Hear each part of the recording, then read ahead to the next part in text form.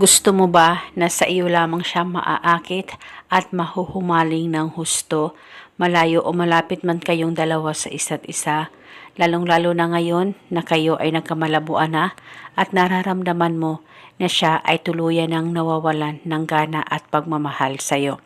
Kaya ngayon, itong ritual na ibabahagi ko sa inyo ay makakatulong ito sa relasyon ninyong dalawa ng partner mo upang sa iyo lamang maaakit, mahuhumaling ang mahal mo sa iyo at habang buhay mamahalin ka niya. Basta gawin itong ritual sa mabuti at hilingin ng buong puso.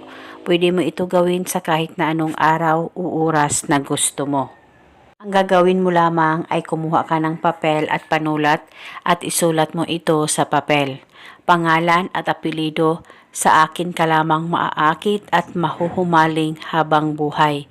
Isulat mo lamang ito ng 3 beses. At pagkatapos ay tupiin ang papel kahit ilang tupi at ilagay ito sa garapon.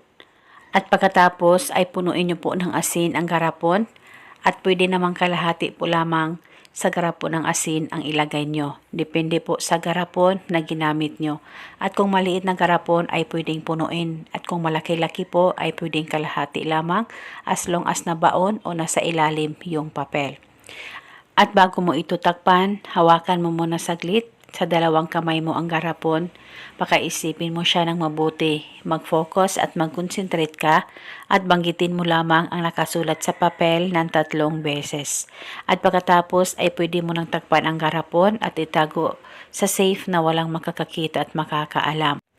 Itago ito pang matagalan at pwede mo banggitin paminsan-minsan ang nakasulat sa papel kung may time po kayo.